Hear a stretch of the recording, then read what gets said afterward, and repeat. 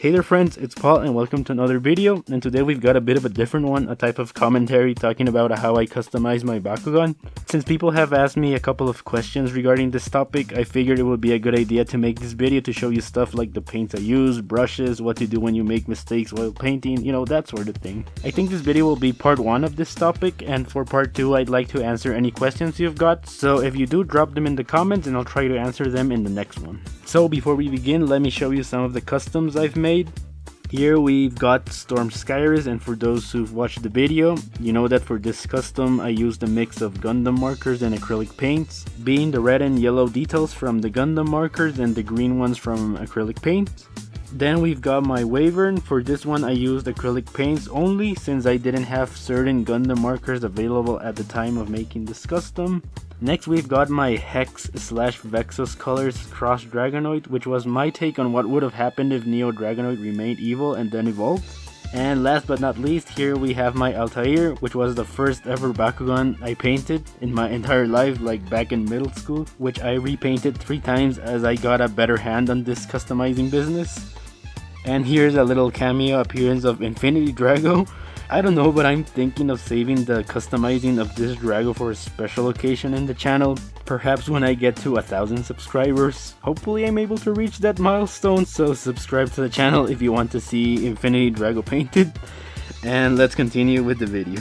So here is my box with all my painting equipment. Apologies if it's all a mess, but the other day the entire box fell to the floor and I still haven't got the chance to reorganize everything.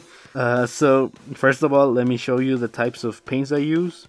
So first we've got the Gundam Markers. As many of you know, these are my go-to types of paints for my custom Bakugan, as I use them all the time and I'm most comfortable using these. And I really like the nice and shiny finish they have when they are applied on a figure.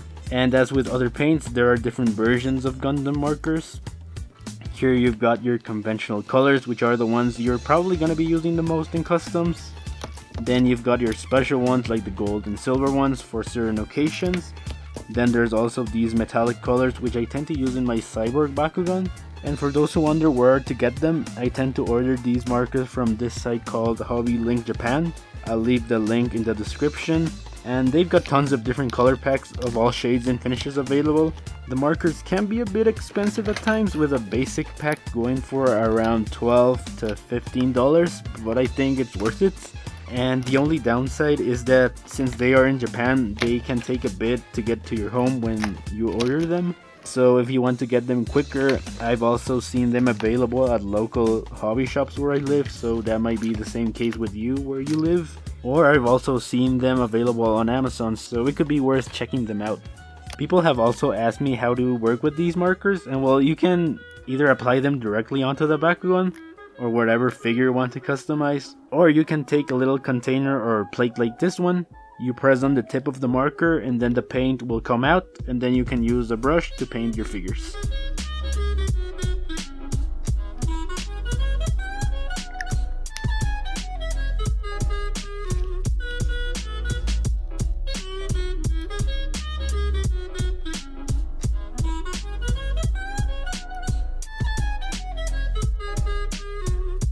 Then the other types of paints I use, mostly when I don't have Gundam Markers available, are acrylic paints. These are more readily available as you can find them in any art shop or stationery stores. With acrylic paints, you gotta be a bit careful with the paints you choose because there are different finishes to them. My choice when using these is to get colors with a shiny finish, as they will look as good as the Gundam Markers, and the textures they have when applied is super smooth. Then there are these other acrylic paints with a more matte finish. I had used these when I did my first version of my custom Wyvern, and to be honest, I didn't like the way that the paint ended up looking. And also the texture of the paint felt a bit sandy and weird and was coming off easily when you scratched it.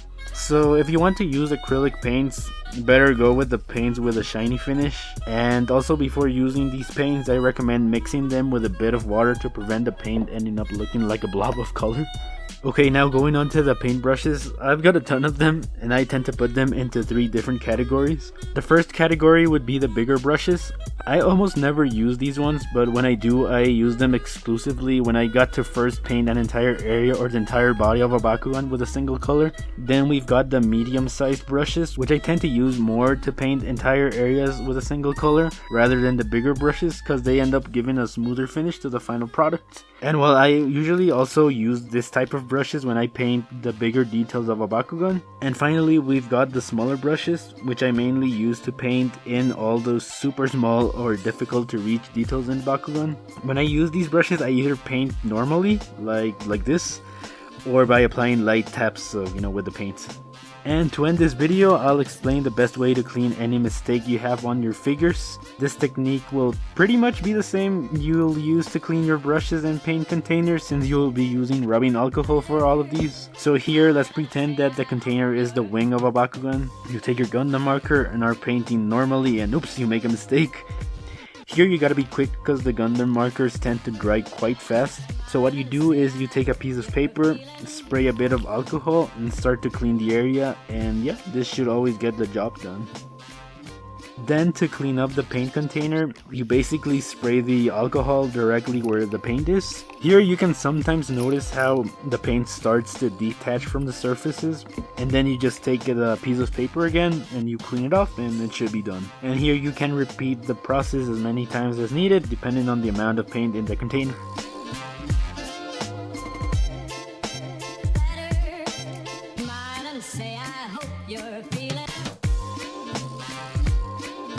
And finally, to clean your brushes, I take a shot glass and I fill it with a bit of the same rubbing alcohol. I place the brush in there, move it around, give it a few twists, and then I take it out and I clean it with a piece of paper. And then you just repeat the process until you see that the brush is fully cleaned.